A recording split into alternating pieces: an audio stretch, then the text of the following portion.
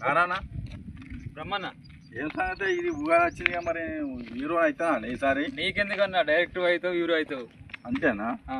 ఏదన్నా ఒక అయ్యగారు ఉంటే చూద్దామా అని మరి అయ్యగారు చూద్దాం అన్న చూద్దాం ఇక్కడనే ఉంటాడా అయ్యగారు నీళ్ళ మధ్యలో కూర్చుంటాడే రోజు అది ఈయనే ఉన్నాడు చూద్దాం మరి అత్తలా అక్కడికి వచ్చేది అయ్యగారేనా ఆయన ఆయనే అన్న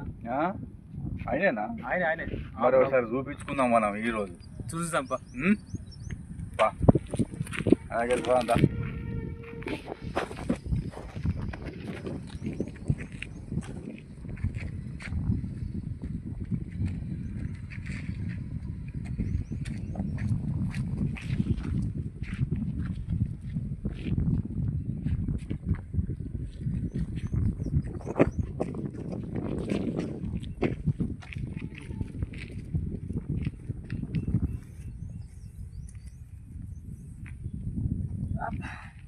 అదే ఒక్కరు వస్తలేరు అమ్మ పొద్దున్న నుంచి పంచాంగం చూద్దాం అంటే ఒక్కరు వస్తలేరు ఈరోజు ఉగాది పంచాంగం చూద్దాం అని వచ్చిన ఒక్క కస్టమర్ వస్తలేరు అరే గట్టి నుంచి ఒక కస్టమర్ వచ్చినాడు వస్తాను కదా అద్దాలు పెట్టుకొని చూడతారు వస్తాను ఎవరబ్బా నమస్తే అయ్యగారు అయ్యో నమస్కారం నమస్కారం బొమ్మనా బాగానా గిటేట్ వచ్చినావు నీ దగ్గరికి వచ్చిన ఉగాది కదా మరి ఏమన్నా చెప్తావా నేను హీరో కావాలనుకుంటున్నా కూర్చో హీరో అవుతుందా లేదా అదే చూద్దాం నీ జాతకం చూద్దాం కూర్చో వేస్తాను కదా ఉగాది కదా మరి ఇక్కడ అయ్యగారు ఉంటాడని ఇక్కడ కూర్చుంటాం కదా అందుకని నీ దగ్గరికి వచ్చిన ఈ సంవత్సరము నీకు మంచి యోగం రాబోతుంది ఏంటిది అది నువ్వు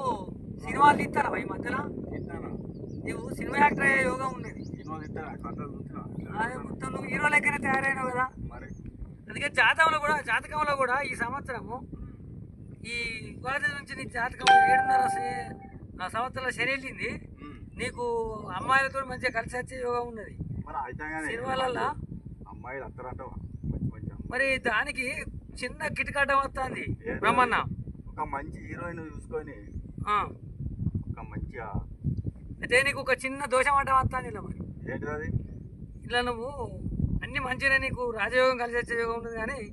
ఇక్కడ నువ్వు వెనకటి కాలంలో ఒక చిన్న తప్పు చేసినావు వెనకటి కాలం అప్పుడు చేసింది ఇప్పుడు వచ్చిందా ఆ తప్పు వలన ఆ దోషం నీకు కలిగింది ఆ దోషం పోవాలంటే నువ్వు